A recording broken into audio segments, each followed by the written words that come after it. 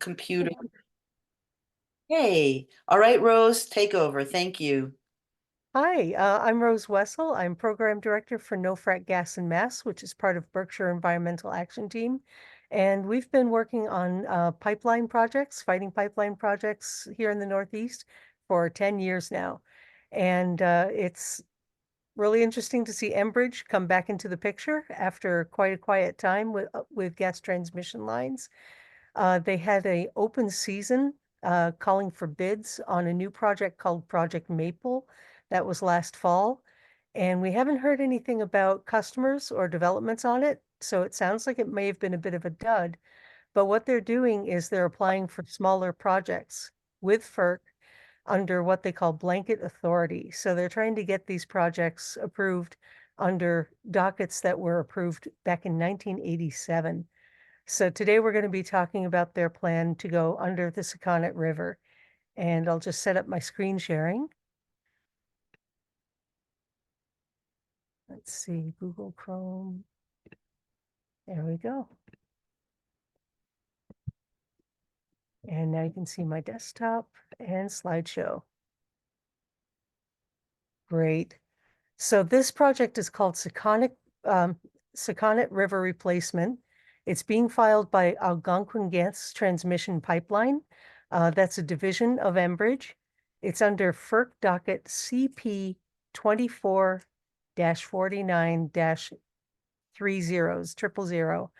And there's a protest filing that needs to be made on this by April 8th. So it's really short time. Without that, any protest filings on the docket, the project gets automatically approved. That's one of the problems with blanket filings. So the public comments and protests, motions to intervene, that sort of thing needs to be filed. And again, the deadline is April 8th. If there's no protest filed, the project is automatically approved. If there is a protest, it takes 30 days to reconcile that. They look at it and see if they consider it a frivolous protest. And if it is, then it it gets denied. But if they decide that the protest is valid, the project gets denied and must file a full application. And the difference between filing a full application or going through blanket authorization is there's not as much public process and there's no NEPA process. So they won't have to file a full environmental impact statement that gets reviewed and commented on by the public if it gets through on blanket authorization. And the intent of this project is to start constructing spring of 2024 once they have all their permits in place. So this is something that they're hoping to get approved quickly and then start building quickly. And what they are proposing is there's already a pipeline underneath the Sakonnet at this place. So along that existing pipeline route, it's a 6-inch diameter pipeline. They're looking to cap and seal that, leave it in place, and then right next to it, put in a 12-inch diameter pipeline, nearly quadrupling the capacity. The new pipeline would be installed in a mix of horizontal directional drilling, which goes underground, and then cut and cover or trenching for the other segments. So the regular trenching that happens is a very disruptive process that anyone who's seen pipelines being built is familiar with. They dig a trench and lay it in the trench, and horizontal directional drilling is often touted as being much less disruptive experience, but they tend to have accidents. These accidents are called frackouts. They're also called inadvertent release of drilling mud. It gets into the environment, and then very often when that happens, they have to go in to clean up. And guess what? They're back to trenching at that point when they need to clean up. So when it goes wrong, it goes very wrong. Let's have a little look at the construction methods. Cut and cover, it sounds pretty tame that they cut a trench and lay a pipe, but these are large pieces of equipment that come in, and there is no distance that they need to stay away from buildings. There's no regulations on how far they need to stay away. Generally, the pipeline companies like to stay far enough away that they can run one of those big machines between the trench and whatever buildings are in the way. And that's really the only limitation. There's no regulations for that. Horizontal directional drilling work zones, they get pretty messy on the ends where they go into and come out of the ground. So it's a large workspace that they need, and they need to bring in boring drills. So these drills are the ones that drill down in underneath the river and come back up and then string the pipeline along through the boreholes. So when a frac out happens, the official term for it is unintentional release of drilling fluids, and it can happen anywhere along the drilling path. The drilling fluids can back out of the borehole site and flood the area where they are going in or coming out, or it can rise up through existing voids and cracks in the bedrock. New cracks can be opened up through faulty pressure regulation during drilling. Some of the frac outs happen that way. So if they don't get the pressure completely right when they're drilling, it can crack the bedrock open and come that way. It can pool up into soft soils. And then where the clay mixes with the loose soils, it can cause sinkholes. It can also leak into waterways, polluting the water and settling on the riverbed or ocean bed. This illustrates some of the areas of horizontal drilling risk. So here's a frac out where there's already a cavernous void that's in the bedrock area. That's usually prone to turning into a sinkhole. Sometimes the drill bits get stuck and they have to drill extra boreholes to rescue the drill bit, get that unjammed. Sometimes just the act of drilling can open up increasing fissures in the rock and the fluid bubbles up that way. There are multiple ways that it can happen. And drilling fluid, the main ingredient of drilling fluid or drilling mud is bentonite clay, which in itself isn't poisonous, but what it does is smother things. It's a very fine, dense clay. So when it gets loose into the environment, it smothers plants, stops root development. If it gets into a waterway, it can smother the fish in the waterway, and especially the macroinvertebrates that the fish feed on. So it starts to break down the food chain in waterways when it floods into waterways. And unfortunately, Enbridge has a pretty bad record with horizontal directional drilling. In Minnesota in 2021, they were working on the Line 3 oil pipeline, and there were 12 crossings that they needed to do horizontal directional drilling, and it had 28 accidental releases of drilling fluid or frac outs. The spills range between 10 and 9,000 gallons of drilling mud spilled for a total of 13,000 gallons. Some other pipelines have had far bigger frac outs, so it can be quite large when this happens. This is one that happened on the Rover pipeline in Ohio, flooded a wetland, and they had to go in with teams to try and dilute the clay, try and remove the clay, and the damage takes a long time to come back from because of that smothering effect that it has. This is what a frac out in a major waterway looks like. Let me see where that one was. I believe that one was in Minnesota. Yep, that was in Park Cove, Minnesota on Marsh Creek Lake. And it clouds the water, so it makes things very dark, makes it tough for plant life, and then it settles on the bottom and smothers anything on the bottom of a waterway.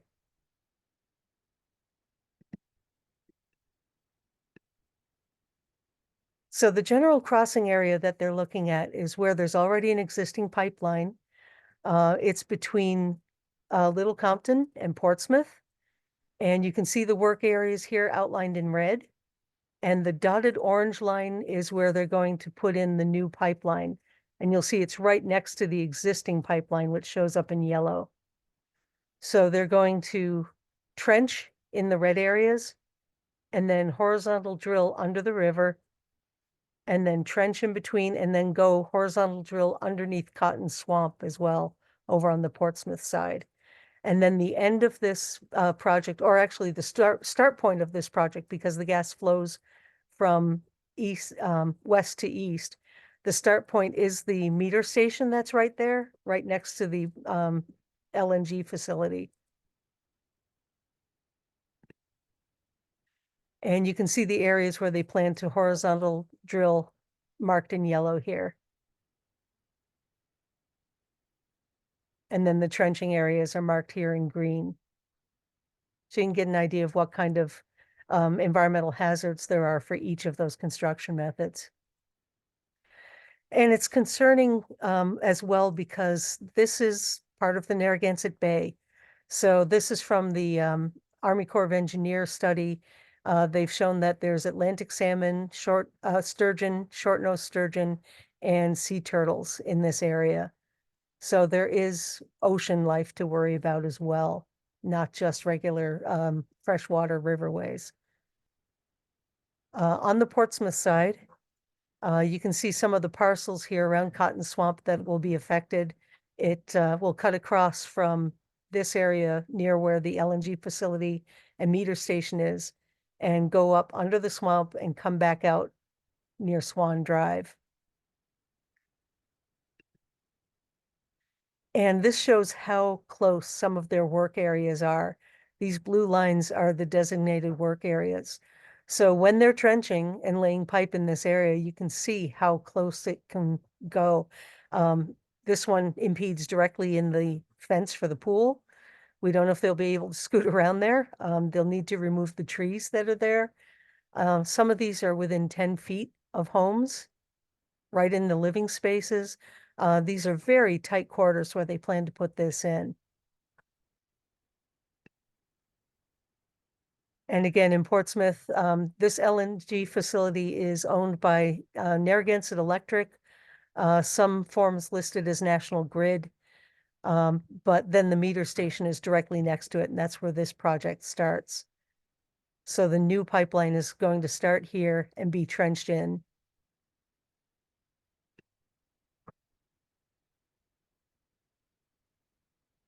And here you see some of the areas around Old Mill Lane, how many houses there are through this area that are already living with the pipeline there, and this whole area is going to be disrupted.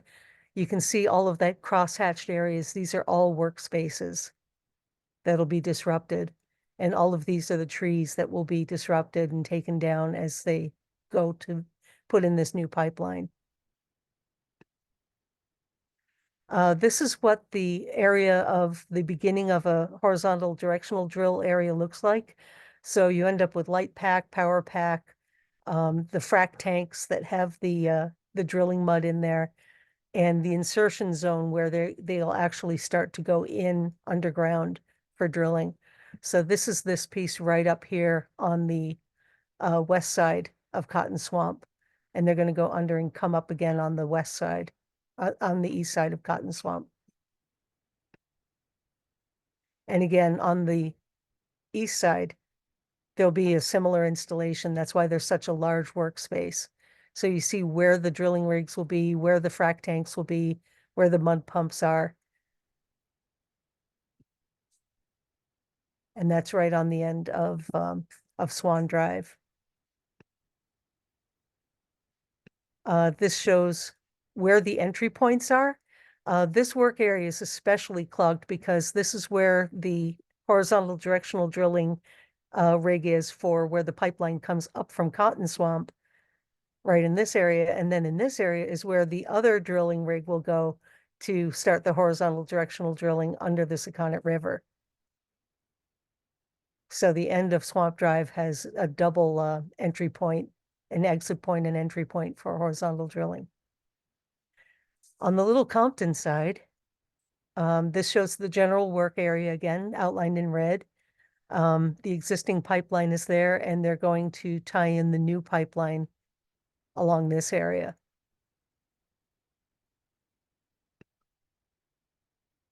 And again, you can see the parcels for the homes that'll be affected along this. The red dotted line is where the existing pipeline is at this point.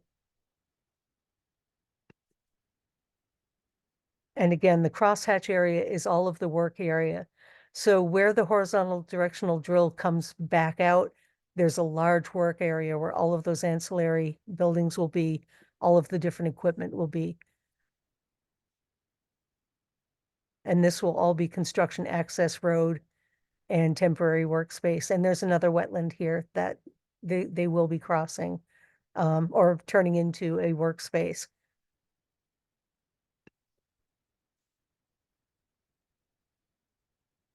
So the horizontal directional drill boring area will affect parcels 211-8 and 211-6.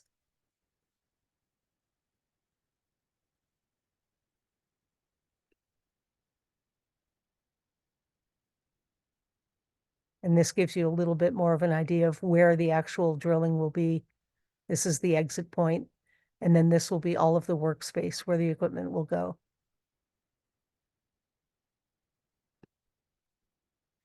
So to file a protest or comment, you would need to go to FERC.gov. Again, we have until April 8th, so this is coming up really quickly to file a protest. If there's no protest filed on the docket, the project is automatically approved. There's no more public process. So if a protest is filed, it gets 30 days to have them have a look at it, see if they consider it valid or not. And if it's considered valid, then the project must file a full application. And that's really, the best thing we can ask for, because then there will have to be a full environmental impact statement and public comment processes. None of that is happening right now if they get to go under blanket authority. And if you do file a protest, there's a very specific format that it needs to follow. And we can get templates to anybody who needs them, but basically it needs to have this header. It needs to have the name of the company that's filing, the docket number that they're applying for blanket authority from. And if you see the numbers of it, the new one is CP24 because it's being filed in 2024. The blanket docket that they're filing under is CP87. It was filed in 1987. So it's a ridiculously old permit. Lots of things have changed, lots of regulations have changed, and they shouldn't be able to file under an existing permit. And then you need the header saying protest to proposed blanket certificate activity. And then this statement that you hereby protest the request filed by and the name of the company. We have the regulations under which they're filing. The name of the project is Sakonnet River crossing. And that the protester seeks to have this request processed as a separate docket. You're basically saying, don't let this go through under blanket authority, have them file under a new docket. And then you want to iterate the reasons why you protest it. And we have some sample letters of protest if people need help. We have talking points, things that we've gone through all the thousands of pages of the application and looked for where there are causes for concern. We can get that information to anyone who wants to file. If you don't want to file a formal protest, you can also file general comments. You can also file a motion to intervene. So if you decide you want to be an intervener and they accept your intervention request, you then would have standing to make an appeal if you don't agree with FERC's decision. So it's worth filing an intervention, see if you can get that. We have a guide for, FERC has guides for writing effective comments and how to file comments, but we also have our own information and step-by-step instructions of how to file with FERC. It's all online and it's all stuff that you can file for free. There's just a few how-to steps that you need to know how to do it. If you want to see more about this filing, you can always look it up at the FERC e-library. We'll make these slides available as well, and all of these links will function, so you can just click on them. But if you go to FERC.gov, you just search for the docket number, and then make sure you change the date range to the past 6 months, so you'll get everything that was filed. The first filing has the most extensive information, We also have quick links for them. We downloaded them and have them available if it's easier for you to get to them that way. There's the prior notice of project, which has the most extensive description, and especially Appendix A in there has the project alignment sheets that really get into the schematics of construction and how they want to build the project. And also the Army Corps of Engineers general permit has a lot of useful information in there. Again, these are both also on the FERC library under this docket, but we've made them available online for anyone who needs more information. And that's really all the information I have for you today, but I'm happy to answer any questions anyone has. If you need to contact me, my email is rose@thebeat.news, that's BEAT news.org. And I can help clarify any questions you have. Thank you, Rose. Excellent.